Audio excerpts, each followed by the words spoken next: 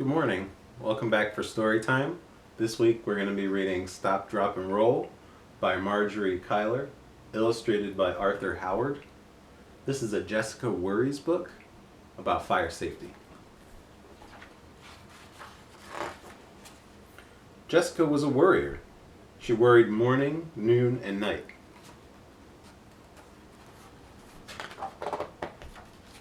She worried about her spelling homework, and learning new steps in ballet class, and remembering to fill her dog's water dish, and waking up for school in time. But one Monday morning in October, Jessica's teacher gave her something new to worry about. "It's Fire Prevention Week," explained Mr. Martin. "So for the next few days, we're going to talk about fire safety." "Uh-oh," groaned Jessica. "And this Friday," Mr. Martin continued, "we've been asked to share what we've learned with the entire school." "Oh no," Jessica moaned. "Let's begin with smoke alarms," said Mr. Martin. "Your home should have them on every floor. Automatic fire sprinklers are a good idea too." Smoke alarms? Sprinklers? Jessica had never seen either in her house. "Your family should also have home escape plans in case of a fire," said Mr. Martin, "and fire drills so everyone knows what to do." Jessica chewed her pencil in half. Escape plans? Now she was really worried. That night, Jessica announced, "There's a big problem in this house. We have no smoke alarms and no sprinkler system. We don't even have an escape plan. If there's a fire, we'd be in trouble." Her mother puckered her forehead. "I remember buying smoke alarms, but I guess we never got around to installing them." "And we talked about finding someone to put in sprinklers," added Dad. "But we're always too busy to make an appointment." "And what about an extra batteries for the alarms?" reminded Laura. "Yeah," said Tom. "We need to keep more batteries around here."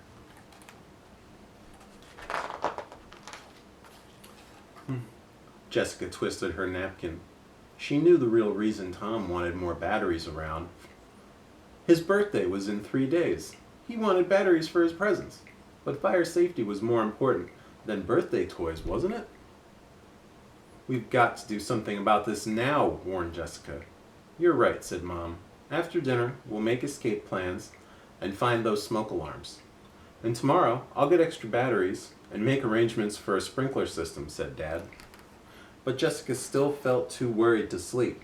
She tossed and turned all night. The next day, Mr. Martin wrote some fire safety rules on the blackboard. Never play with lighters or matches. Keep electric heaters at least 3 feet away from things that could burn. Keep extension cords away from doorways and from being pinched by furniture. A professional should check the chimneys and furnaces in your home each year. Blah, blah, blah. Mr. Martin went on until Jessica had to cover her ears. She'd never be able to remember so many things.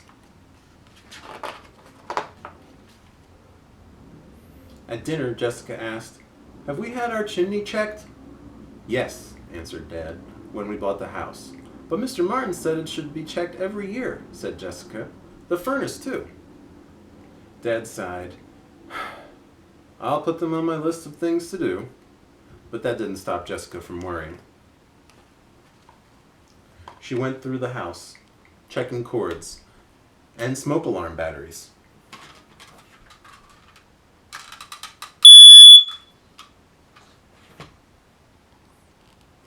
And she had another sleepless night imagining all the things that could go wrong. On Wednesday, Mr. Martin had even more fire safety rules. Heat makes smoke rise, so if you're in a fire, you must crawl under the smoke where the air is cleaner, and when you reach a door, touch it. If it feels cool, it's safe to open. Jessica tugged at a beret. "What if the door felt warm? What should I do then?" "If the door is warm," continued Mr. Martin, "don't open it. Find a window and call for help. then wait for a firefighter to come and tell you what to do. And there's one more very important thing you need to know, said Mr. Martin. If your clothes catch fire, stop what you're doing, drop to the ground, and roll over and over until you smother the flames. Catch fire? Jessica had never been so worried in her life. Stop, drop, and roll, repeated Mr. Martin. Let's all say it 3 times. Stop, drop, and roll. Stop, drop, and roll. Stop, drop, and roll, chanted the class. All except Jessica. Her worries had twisted her tongue into a big knot. When Jessica got home, she made her family have a fire drill. Then she rechecked all the electrical cords, tested the batteries in all the smoke alarms, and made double sure that there were no matches laying around. Afterwards, Jessica felt a little better, but she still couldn't get Mr. Martin's words from class right. Stop, slop, and troll? Mop, pop, and bowl? The harder Jessica tried, the worse she did, but she went to sleep feeling a little better. At least she knew what to do if there was a fire during the night.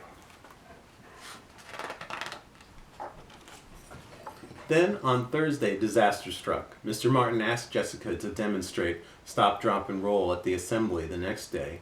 Why me, thought Jessica. On the bus home, she tried to practice the words. Stop, flop, and roll. Flop, mop, and stroll. Stop, pop, and hole. But they kept coming out wrong. Jessica was so worried about the assembly that she couldn't even enjoy Tom's birthday party. Stop, drop, and mole. Slop, drop, and hole. Plop, mop, and stroll, she muttered to herself. Because of all her muttering, she didn't even notice when Mom brought in the cake. It had 7 big candles on it. 6 were for Tom's 6th birthday, and 1 was for him to wish on.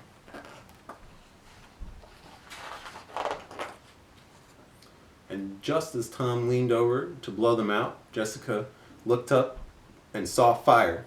Stop, drop, and roll, she screamed. Immediately, Tom stopped blowing and dropped to the floor. But before he rolled, Jessica saw that Tom wasn't on fire. Jessica's worries had gotten the best of her. She was so embarrassed. False alarm, said Dad. Whew, said Mom.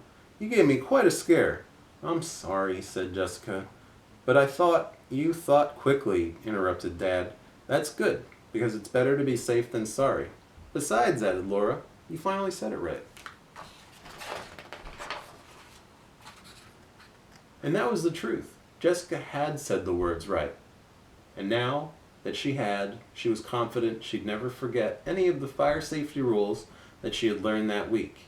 And you know what? She never did. Stop, drop, and roll. The end.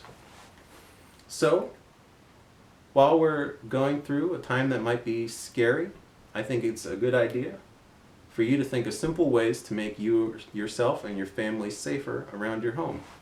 If you have any creative ideas for us, please share them in the comments. Have a safe weekend.